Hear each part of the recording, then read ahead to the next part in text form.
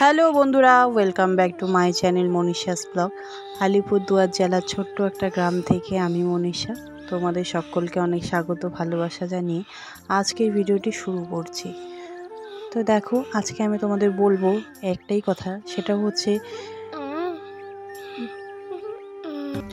YouTube কেন আমাকে views দেয় না, আমার ভিডিও কেন ভাইরাল হয় না, আমার ভিডিওতে এত মানুষ কেন দেখে না, সেটা নিয়ে আলোচনা করব। কারণটা হচ্ছে কি জানো, কারণটা হচ্ছে একটাই, যে যারা নতুন আর কি ইউটিউব করছে বা ইউটিউবে কাজ করতে চাইছে তাদেরকে কেউ সহজে পাত্তা দিতে চায় না, এটাই হলো ব্যাপার। আর তার মধ্যে ভালো জিনিস ভালো ভদ্রভাবে ভিডিও করলে কেউ দেখতে চায় না। হ্যাঁ, যদি একটু তোমাদের ভাষায় আর কি, কিছু কিছু পাবলিকের ভাষায় পোত নাড়িয়ে, কোমর দুলিয়ে, পেট দেখিয়ে, চেস্ট দেখিয়ে ভিডিও করলে সেই ভিডিওগুলো বেশি ভাইরাল হয়। আর যারা সংসারী কাজকর্ম সারাদিনের ডেলি রুটিন শেয়ার করে তাদেরগুলো দেখবে কমই ভাইরাল হয়। যাদেরগুলো হয় হয়, যাদেরগুলো হয় না তাদেরগুলো সত্যি হয় না। মানে এটাই হলো আজকালকার দিন। সত্যি বলতে গেলে লোকেরা তো চায় যে মানে কি বলবো, মনে মনে চায় যে বিরিয়ানি, কিন্তু মানুষকে বলে যে না, পান্তা ভাত হলেও চলবে, সেরকমই হয়েছে ব্যাপার। যে সবাই বলে যে হ্যাঁ, নতুনগুলোকেও সাপোর্ট করব, নতুনগুলোও এগিয়ে যাক, নতুনগুলোকেও একটু সাহায্য করি, কিন্তু অবশ্যই কি জানো তো, তারা সেই বড় সেলিব্রিটিদের ভিডিওগুলো দেখতেই পছন্দ করে। আর ইউটিউবের কথা রইলো, ইউটিউব তো ভিউজ দিতেই চায় না সহজে, আরও পারলে ভিউজ কমিয়ে দেয়। আমার দেখবে আগের থেকে এখন তো, আগের তো যাই হোক 100-150টা মানে ভিউজ চলে আসতো বড় ভিডিওতে, এখন দেখি 40টা, 20টা, 30টা, 19টা, 20টার বেশি ভিউজ দেয়ই না।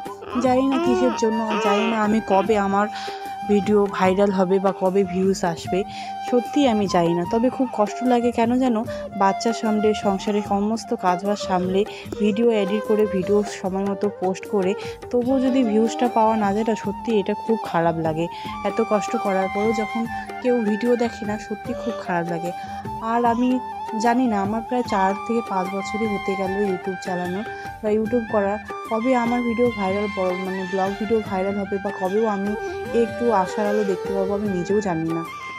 সত্যি এত দূর এসেছি, অনেক কষ্ট করে এসেছি, তোমরা দেখবে তবুও আমার ভিডিওতে।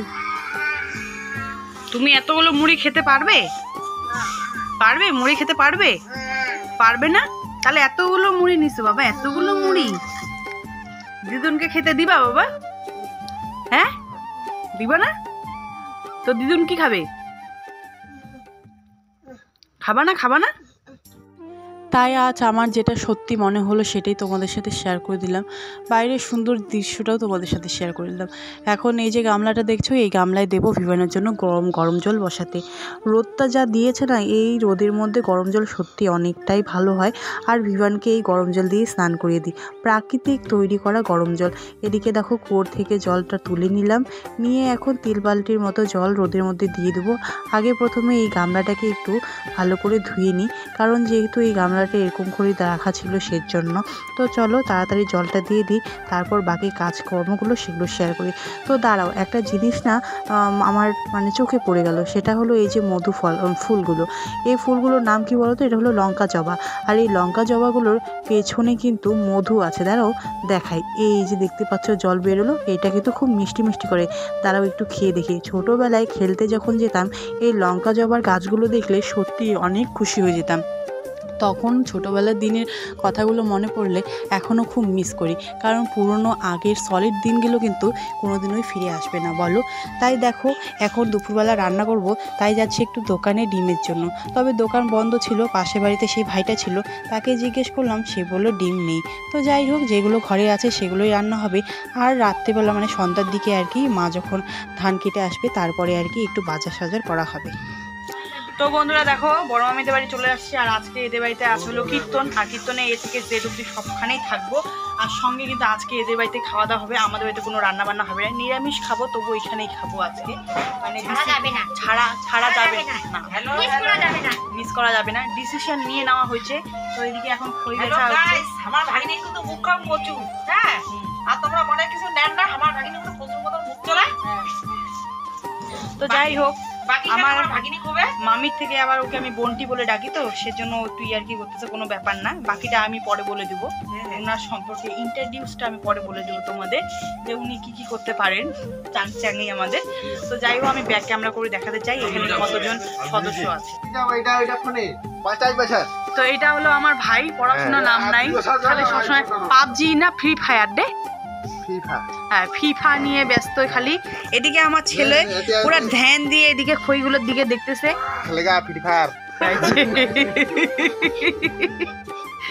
তো এদিকে আমার বেটা হলো এদিকে খইগুলোকে ভালো করে দেখতেছে। এই যে এদিকে হলো খই বেচা হচ্ছে, আর ইনি তো এখানে লসে মসে এখানে একাকার হয়ে গেছে। একটু চুলটা সরান না গো বোনটি, এদিকে তাকান, এদিকে তাকান। এই যে এদিকে দেখতে পাচ্ছেন এনার মুখটা, ইনি একটু আমার মতো দেখতে, তবে কি বলেন তো অভাগ্যে ক্রমে আমার বইনি না। আর এদিকে হলো মামি, এই যে উল্টা দিকে দেখতেছে,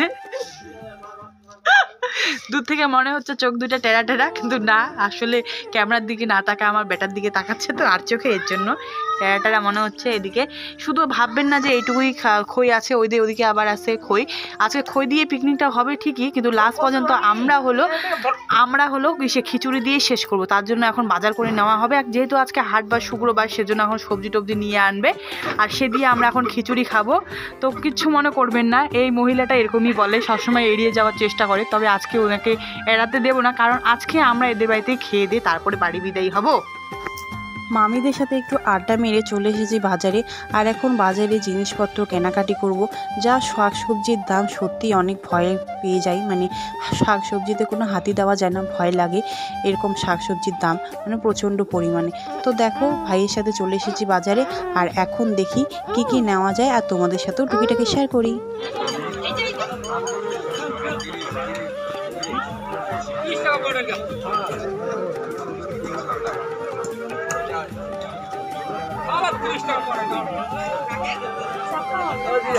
কি মাছ নিবি?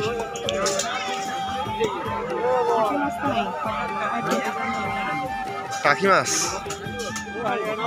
আধা কেজি 50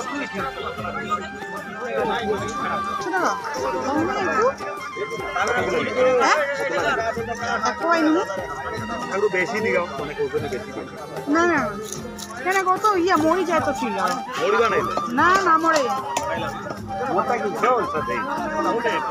কত দিবে 140 টাকা দিবে।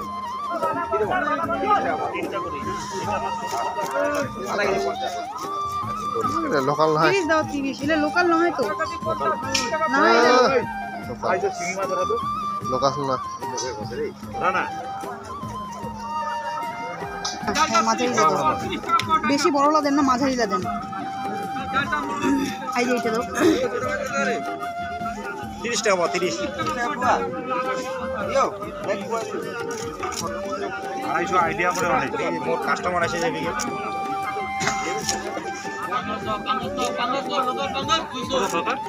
50 টাকা ডান খাওয়ালা দেন না, হ্যাঁ মরে যাবে না, ভিউ আমার বাচ্চা এইটা দিয়ে দাও। ফির মাছ দিলে না দুদিন পরে কেমন হয় কত, ওই যে ঘা টাইপের হয়, কেন কাটা লাগে যখন কাটা লাগবে না, এর কাটা আর কোটা লাগে, তাহলে তখন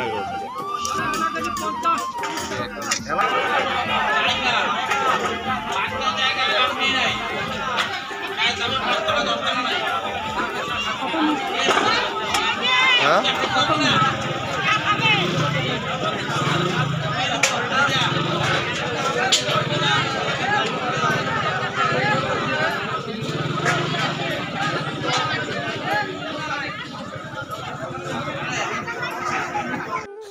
তো এদিকে দেখলে আলু বেগুন সব কিছু নেওয়া হয়ে গেছে, আর এখন বললে ভাই খাবে মোমো, তাই মোমোর দোকানেও চলে এসেছি। আর আমি কিন্তু অনেক দিন পরে আজকে এক প্লেট নয় আধা প্লেট মোমো খাবো, হাফ প্লেট বলতে গেলে। তো চলো তাড়াতাড়ি খাওয়া যাক। আর যেটাই বললাম, ওই যে নতুন ইউজার, নতুন মানে ভিডিও ক্রিয়েটার, এর জন্য আমার মানে ইউটিউবে কোনো ভিউজ দেয় না। তো যাই হোক, দেখ নাই তবুও আমার চেষ্টাটা চালিয়ে যাব। আমি তো এত সহজে হার মানার পাত্র নই, তাই না? তাই বলে কি ইউটিউব ছেড়ে দেবো? কোনো দিনই না। তো আমার ছেলেকে দেখো, মামাদের বাড়িতে কীর্তন শেষ, এখন প্রসাদ খেতে বসে গেছে, আর আমরা একটু লেট করে চলে এসেছি।